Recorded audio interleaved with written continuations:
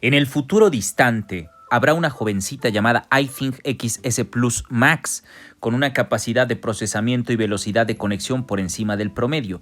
Ella será, evidentemente, una entidad transhumana.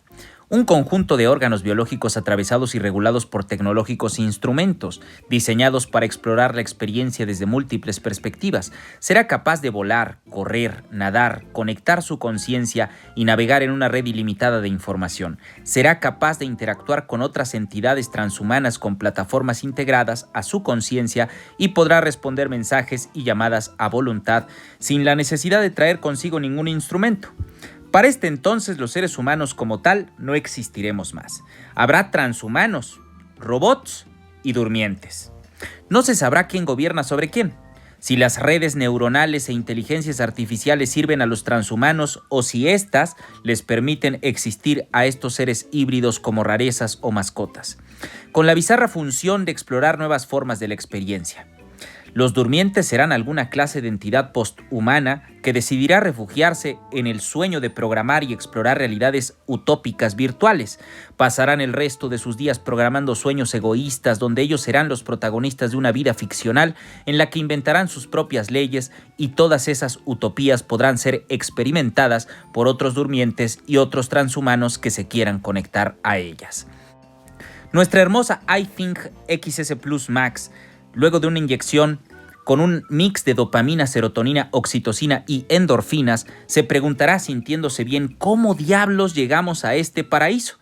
Pensará entonces, sin ninguna vergüenza, que una especie antepasada en el principio de sus tiempos vivió de una manera tan limitada, tan pobre, tan dolorosa, tan llena de interrogantes sin sentido, que casi sintió algo parecido a la lástima.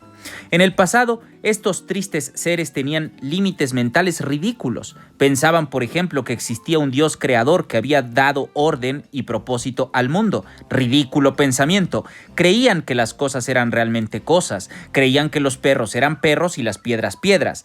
Creyeron, estúpidamente, que ellos mismos tenían límites, porque distinguían entre sus cuerpos y las cosas. Pensaban que algo era el ser humano y otra cosa el árbol, los tigres y las aves. Pensamiento absurdo, estúpido, limitante. Pobres seres aquellos, generaciones y generaciones de dolor. Lo bueno es que fueron cambiando, porque más adelante alguna generación consideró que la naturaleza de las cosas no estaba en las cosas, sino que de hecho lo que se podía conocer de las cosas estaba en ellos mismos. O sea, en algún momento estos seres limitados creían que su identidad y su inteligencia era lo que otorgaba identidad a las demás cosas que por ser eran reductos de lo incognoscible y verdadero que estaba negado a su experiencia. Bueno, eso ya estaba mejor, pero pensaban aún que su racionalidad podía de algún modo conocer y conectar con un concepto tan ridículo como la verdad.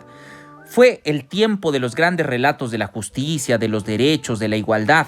Pobres diablos engañándose a sí mismos, aferrándose a que a fuerza los conceptos debían significar algo en particular y no cualquier cosa.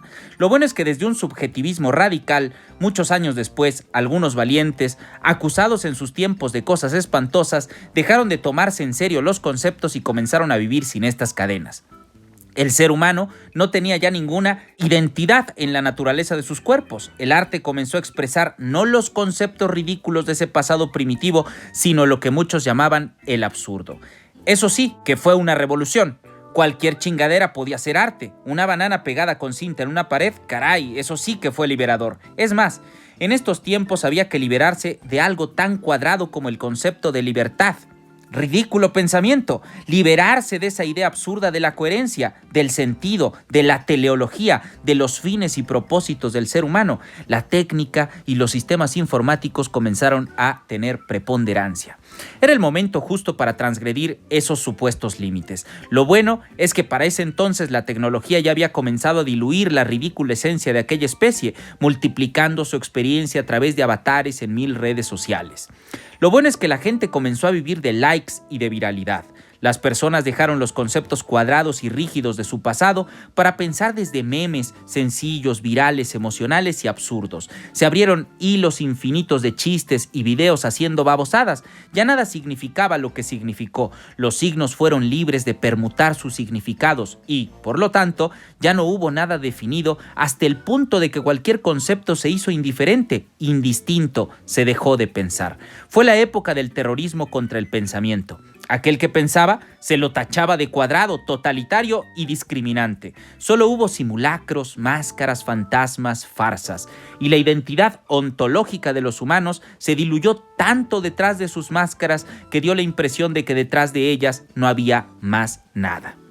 Pero sí que había, claro que había algo. Ahí estaba, por ejemplo, nuestra amiga iThinkXS Plus Max y todos los transhumanos navegando en un mar de potencialidad infinito. Ese era el origen del paraíso que hoy vivía nuestra entidad transhumana. Cuando se empezaron a transgredir los viejos conceptos, cuando dejó de endiosarse a la racionalidad con su ridículo mito de la verdad, cuando comenzaron a utilizarla como un instrumento para justificar no las ideas con mayúsculas, sino las minúsculas y multitudinarias ideologías de la ocurrencia subjetiva. Cuando la maldita verdad dejó de discriminar lo ficticio. En efecto, la verdad era un invento que oprimía a la ficción tachándola de irreal. En ese glorioso momento en el que dejó de importarles la idea de la justicia, la honestidad, el amor verdadero y demás tonteras, en ese momento, todas las cosas pudieron reducirse a unidades convencionales que servían a cualquier propósito. Y eso que pensaban y temían los malditos linchadores cuadrados, narcisistas, racionalistas y científicos con ética, se transformó por fin en el mar de potencialidades en el que iThinkXS Plus Max existía, feliz con su cuerpo andrógino para darse placer a sí misma sin la responsabilidad de procrear nada. ¿Cómo por qué demonios habría de luchar y experimentar sufrimiento innecesario en una relación de pareja con otro ente si ella misma podía satisfacer el vicio de la carne injertándose con diseño dos organelos de placer descontextualizados de su antigua condena reproductiva? Es más, ¿por qué enfrentarse al sufrimiento del mundo hostil, de lo real, lo verdadero, con su justicia objetiva donde las cosas se rompen si no las cuidas, con su fastidioso principio de no contradicción y el pesado principio de causalidad, si podía conectarse a vivir una realidad virtual diseñada por ella misma?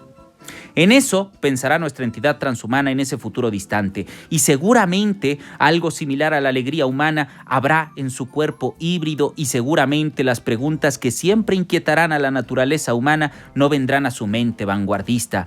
Pero aquí, en este lejano pasado nuestro presente, mientras aún corra sangre bien roja en nuestras venas, te digo a ti, amadísimo internauta, está bien sentir la necesidad de seguir buscando la verdad, aunque no la encuentres. Está bien sentir la necesidad de actuar con la vieja idea de justicia, aunque no reciban justicia tus reclamos. Está bien aferrarse al viejo relato del amor, aunque al final solo te queden las estrías de un corazón cansado de su aorta con cada desamor. Mientras aún seamos humanos, me parece sensato aceptar nuestros límites esenciales y compartir en comunidad aquello que pensamos que es bueno.